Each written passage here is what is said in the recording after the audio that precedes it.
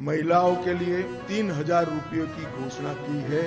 इसके साथ साथ राज्य की सभी नौकरियों में महिलाओं को 33% आरक्षण भारतीय जनता पार्टी की सरकार देगी। गर्भवती महिलाओं को 21,000 की आर्थिक सहायता गर्भावस्था के कालखंड में हम देंगे। बीजेपी ने पश्चिम बंगाल में बड़ा दांव खेल दिया है। दरअसल बता दें कि इस संकल्प पत्र में हर महिला को हर महीने 3,000 रुपए देने का वादा किया गया है।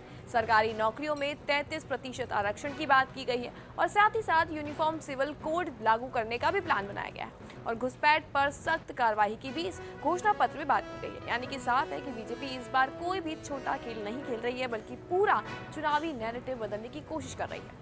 दरअसल आपको बताते हैं कि अब इस पूरे घोषणा पत्र को विस्तार से कैसे समझते हैं। बता दें कि इसमें आखिर क्या क्या बड़े वादे किए गए हैं और इसका चुनाव पर क्या असर पड़ सकता है। सबसे पहले बात महिलाओं की करते हैं। दरअसल क्योंकि इस घोषणा पत्र का सबसे बड़ा फोकस महिलाओं पर है, बीजेपी ने वादा किया है कि अगर उनकी सरकार बनती है तो राज्य की हर महिला को हर महीने 3,000 रुपए सीधे बैंक खातों में दिए जाएंगे। ये सिर्फ एक आर्थिक योजना नहीं होगी, बल्कि एक बड़ा राजनीतिक संदेश भी होगा।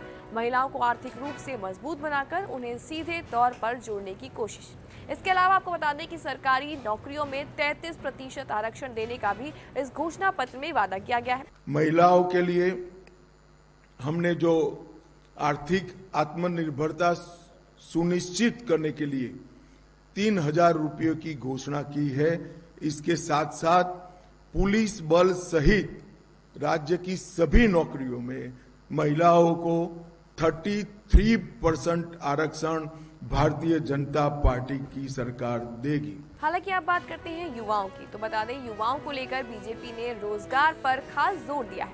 घोषणा पत्र में कहा गया कि नौकरियां मेरिट के आधार पर दी जाएंगी और राज्य में नई इंडस्ट्री लगाई जाएंगी।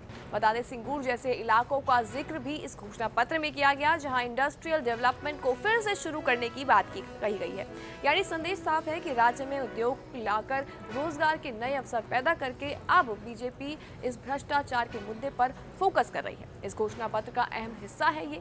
बीजेपी ने मौजूदा सरकार पर सीधा हमला बोलते हुए कहा कि पिछले कई सालों में भ्रष्टाचार बढ़ा है और वादा भी किया कि अगर उनकी सरकार बनती है तो भ्रष्टाचार के मामलों की जांच होगी और दोषियों को छोड़ा नहीं जाएगा और जरूरत पड़ी तो जेल भी भेज दिया जाएगा। यानी कानून और व्यवस्था को लेकर भी सख्त छवि बनाने की यहाँ पर बीजेपी कोशिश कर रही है।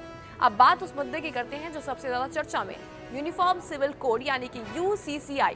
दरअसल बीजेपी ने वादा किया है कि सरकार बनने के 6 महीने के भीतर UCC लागू हो जाएगा, जिसका मतलब होगा कि शादी, तलाक और विरासत जैसे मामलों में सभी नागरिकों के लिए एक समान कानून होगा। ये एक ऐसा मुद्दा है जो राजनीतिक और सामाजिक दोनों स्तरों पर काफी प्रभाव डाल सकता है। बता दें इसके अलावा एक और बड़ा मुद्दा भी उठाया गया, वो है घुसपैठ का।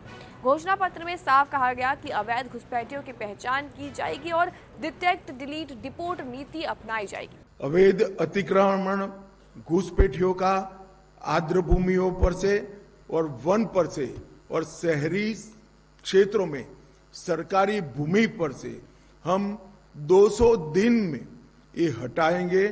हमने आसाम में कर दिखाया है। 1,50,000 एकड़ एंक्रोचमेंट हमने हटाया है। इसी तर्ज पर यहां एक वैज्ञानिक कार्यक्रम बनाकर घुसपैठियों का अवैध अतिक्रमण हटाने का काम भारतीय जनता पार्टी की बनने वाली सरकार करेगी।